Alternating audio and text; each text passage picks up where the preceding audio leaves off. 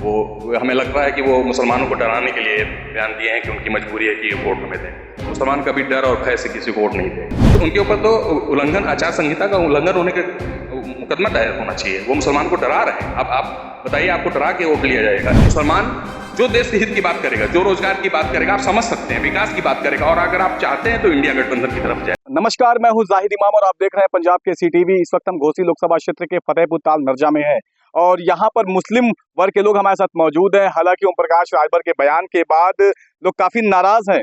वहीं ओम प्रकाश राजभर का एक बयान है कि मुस्लिम वर्ग जो है वो मजबूरी में ही सही लेकिन छड़ी को वोट करेगा। मौजूद है हमारे साथ मुस्लिम वर्ग के लोग, इनसे जानते हैं क्या कहेंगे इस बयान को लेकर। क्या नाम है आपका? जी, मेरा नाम खुर्शीद अहमद खान है। जी, हम सब क्या कहेंगे? ओम प्रकाश जी का एक बयान सामने आ रहा है, आप सभी ने देखा है। उन्होंने कहा है कि मुस्लिम मजबूरी में छड़ी को वोट करेगा। अब उन्होंने ये बयान दिया है, अब पता नहीं कैसे उन्होंने दिया है। एक मंत्री हैं, वो कैबिनेट मंत्री हैं और अल्पसंख्यक समाज के मंत्री हैं।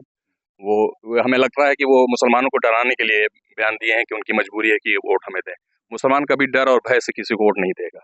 मुसलमान जो अपने देश में, देश की खुशहाली के लिए, बेरोजगारी के लिए, देश के हित के लिए जो बात करेगा, संविधान बचाने के लिए जो बात करेगा, उसका साथ देगा मुसलमान। अल्पसंख्यक कल्याण मंत्री है जी, इसीलिए तो वो धमका रहे हैं कि मुसलमान नहीं तो हम जो है देख लेंगे, उन्हीं के पास में सारा है, इसीलिए वो ये बात कह रहे हैं। उनकी बातों को नहीं मान कुछ के वो उनके ऊपर तो उल्लंघन, आचार संहिता का उल्लंघन होने के मुकदमा दायर होना चाहिए। वो मुसलमान को डरा रहे हैं। अब आप बताइए, आपको डरा के वोट लिया जाएगा?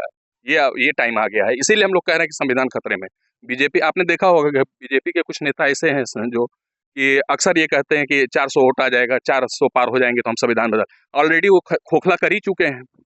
10 सालों में प्रधानमंत्री जी ने हमारे देश को खोखला कर लिया है। अब ये बताइए, अगर सारी चीज, सारी संस्थाएं प्राइवेट हाथ में डाल दिया जाएगा तो युवाओं को रोजगार कहाँ से मिलेगा? जो प्राइवेट, जो संस्था जो जो उसको खरीद लेगा तो आपको आरक्षण के बेस पे नौकरी देगा? इसका क्या मतलब है? इसका जाहिर सी बात है कि आप दीमक की तरह धीरे धीरे खोखला कर रहे हो पेड़ को, और जिस दिन 400 पार हो गया उस दिन आप उस पेड़ को गिरा दोगे। पेड़ को गिराने का मतलब संविधान को खत्म कर देंगे। उम्मीद है कि 400 पार होने।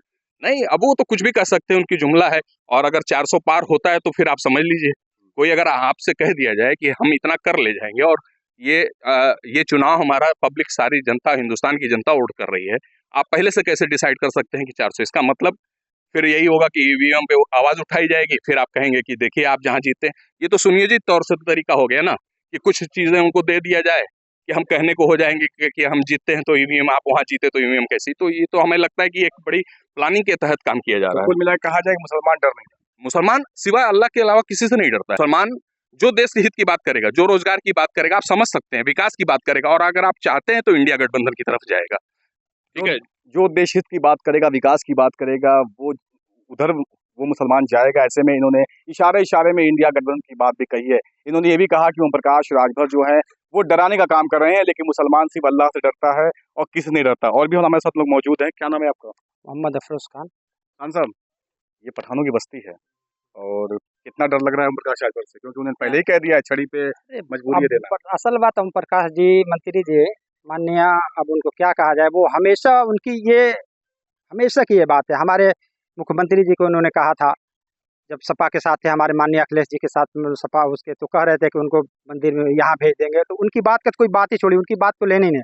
लेकिन जहाँ पे मुस्लिमों का, जहाँ मुस्लिम पठान के सवाल है, वो किसी से डरता उड़ता नहीं है। किसी से कोई भी आ जाए, कोई भी मंत्री आ जाए, किसी से नहीं डरता, सिर्फ अल्लाह से डरता। ये सच्चाई। हम लोग किसी के लिए झुक जाएंगे, मतलब अगर जरूरत पड़ी तो झुक जाएंगे, लेकिन बगैर उसके वही ना कह रहे हैं कि आप प्यार मोहब्बत से कहेंगे तो आपके लिए कुछ भी कर सकते हैं, लेकिन डरा धमका के उसके लिए तो गर्दन कट सकता है, कटा सकते हैं, खुशी खुशी खड़े कटा सकते हैं। लेकिन इस चीज़ से मतलब हम लोग डरने वाले नहीं। पठान है, लेकिन यहाँ की पूरी जनता, आवाम, उनकी बातों से, उनकी कुछ लफ्ज़ ऐसे हैं, ओम प्रकाश जी के लफ्ज़ ऐसे हैं, उससे कुछ बहुत नाराज़गी माइनॉरिटी में खास तौर से ज़्यादा, क्योंकि उनके बड़ बोलेपन से, उनके जो बड़बोलापन है उससे कुछ समाज मतलब उससे बहुत नाराज़ है।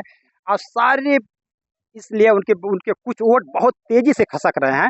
और ऐसे भी ऑलरेडी कम से कम 75-80% समाजवादी मतलब गठबंधन के साथ था। लेकिन जो ये उन्होंने बात बोला है कि मुस्लिमों की मजबूरी है, अरे मुस्लिम को आज तक मजबूरी, हमारी मजबूरी सिर्फ अल्लाह है। मतलब उनके सिवा हम लोग मतलब किसी को जानते ही नहीं, बस वही है। और उसके बाद ओम प्रकाश हो या दुनिया का कोई भी वो हो, हम लोग नहीं डरते हैं। और ये पूरी गठबंधन के साथ इसमें तो समाज जा रहा है, हवा गठबंधन की बह रही है।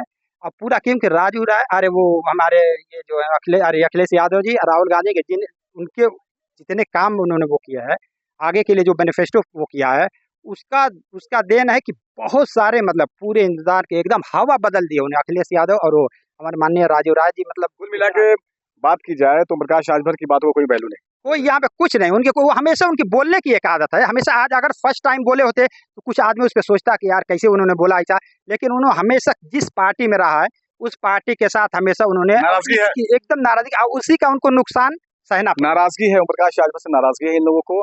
और ये भी कहा कि हम ओम प्रकाश राजभर की बातों को नहीं मानेंगे और जो विकास की बात करेगा इशारे इशारे में इंडिया गठबंधन है। और ये सर हमारे मौजूद है। सर क्या कहेंगे, इधर अब किधर जा रहे हैं आप लोग?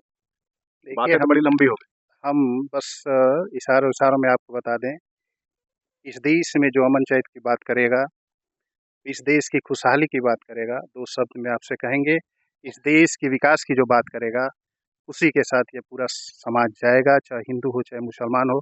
जो अमन पसंद लोग हैं वो हमसे जुड़े रहने के लिए हमारे YouTube चैनल को सब्सक्राइब करें और नई वीडियो की नोटिफिकेशन के लिए बेल आइकॉन को दबाएं।